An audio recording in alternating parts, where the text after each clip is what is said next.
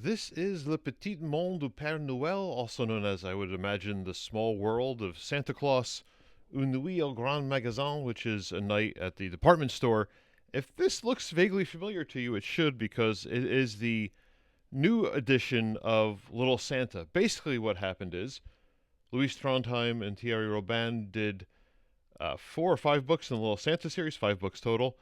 And then, after a while, the series came back, this time in a new format, still with Thierry Robin doing the art, but joined by a new writer in Alexander Reveron, who, in looking up some more information about him, I found out he has a background in kids' animation in France, which should be the first tip off that something was about to go awry here with one of our favorite series. Because, as you might have noticed already, the book is a lot smaller in size. It is definitely being aimed at a younger audience. In fact, I think Little Santa was originally supposed to be ages 5 or 6 and above. This goes to ages 3 and up. Just to give you an idea of the new market for this. To me, this book reads like a pitch for a TV series. I'm sorry to say that. It may or may not be true. I don't know. And part of me is like, well, that's fine. Comic book creators have to make money, even in France, where comic books are treated like an actual art. Everyone reads them. They have more respect, and they still don't make as much money as they should. So good for them. Go for it. But I love the Little Santa series so much, it kind of hurts to see it in this new format, which, spoiler alert, is not nearly as good as the old one. It maintains a lot of the same stuff. It is still a silent book, but instead of being 48 pages, now it's only 36. And instead of being a 16-page grid, or 16-panel grid per page, it is now a 9-panel grid per page. Those are the first two big things you notice. But when you start reading it, you'll also notice a few other things. While it has the same colorist as the end of the first series, there's different stuff going on at work here. There's a lot of colored in lines for the background. There's a lot of just sort of solid color shapes for the backgrounds, sort of sillier, younger model shapes going on there. The inking on the book looks like it was basically done with a Bic pen. The design of the characters has been a little bit simplified, a little bit more exaggerated in some ways. Santa Claus's hat is just ridiculously long now. Doesn't have It has that little bit of a zigzag shape to it, but it doesn't feel right exactly. And the story of this book has Santa and the Yeti on the sled with some of the imps. They're going for a ride over a city somewhere, and Santa Claus somehow falls out of the sled while doing a barrel roll. Okay, fine. Lands in a dumpster. They can't get back to find him. He finds a department store. And when he gets to the department store, he sees the department store Santa. And the department store Santa, of course, stinks by comparison. And long story short, he gets fired. And the general manager of the store basically hires Little Santa to be their new Santa. And Santa only does it because he sees the little kids and wants to help them. It has this like 60s animation look to it almost. The kids do, at least. We're already off and running. This is Santa Claus kind of trapped in the real world. I'm having flashbacks to the first Smurfs live-action movie, where the whole point of it was, let's get rid of the sort of the fantasy of them living in the forest, and let's have them meet real humans and go into the real world. There's something magical that got lost in the series now when Little Santa's having these adventures in the real world, which I know, he is. He was giving out toys to good girls and boys and all that kind of stuff, but it was mostly with, the snowmen creatures and in the forest and at his, North Pole haunt and with some crazy creatures. And yes, Dr. Wicked and the professor who helped him devise different toys and things. But already the series is starting to look much simpler. The backgrounds have gone completely.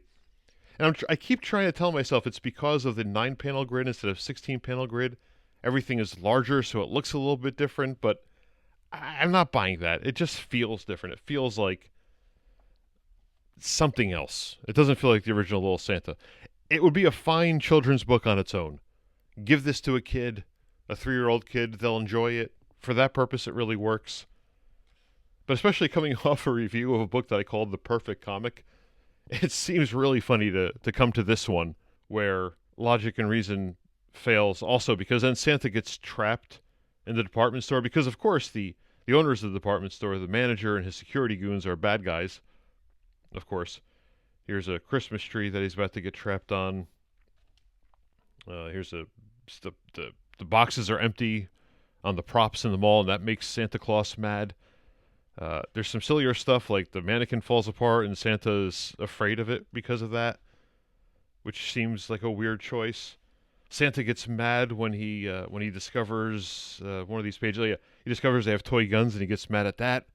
I mean, surely at one point Santa used to make toy guns. He should know that. He should remember that. But this is a book for little kids now, and I forget what the year of this is, like 2012 or something. So that happens. There's Spider-Man if you're looking carefully. Long story short, he survives the night at the mall, and the Yeti comes back and picks him up, and they survive after a little running around. All's well that ends well. Santa gets a good night's sleep, and that's the end of the book. It's only 30 pages. I'm sorry, I said 36 before. It's only 30, and that's assuming the story starts on page 1, which it does, yes. So we can see colors by Corinne Bertrand, who did the last series. It also notes that Petit, Pere, Noel was created by Louis Trondheim and Thierry Robin, so that answers that question I had at one point, which was this Thierry Robin's creation, and he brought Trondheim in to help him write the first series, and now he has a different writer for the second series? No, the both of them get credit for the creation of the universe. Thierry Robin now, of course, has this different version of the universe for this series. From 2008, 2008. This came only a couple of years after the original series was ended. And then it tells you right here, turn the page, turn it fast, to meet all of our friends. And when you see who all their friends are, yeah, it just reinforces further that this is a book that's aimed now at little kids. They may like it, but if you like the original Little Santa series, not so great. Yes, I bought this book, and I made a short about this, abebooks.com, which is a book thrift store, basically. So this is an old library edition from France, which means, yes, it even includes, I'm not sure, librarians can correct me, what you call this thing, a checkout card or borrowing card, whatever. Nobody's names, no dates were on there. They probably really just used the barcode in the back there, but that was kind of fun. You can even see on the outside there, Bédé Rob. They had this thing filed away properly.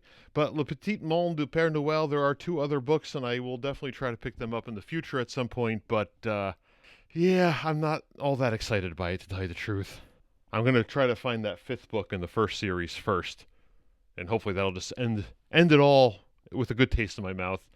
Unfortunately, this new version, the Petit Monde, the small world of Santa Claus, not quite doing it for me, although it is good to see that delightfully goofy Yeti once again.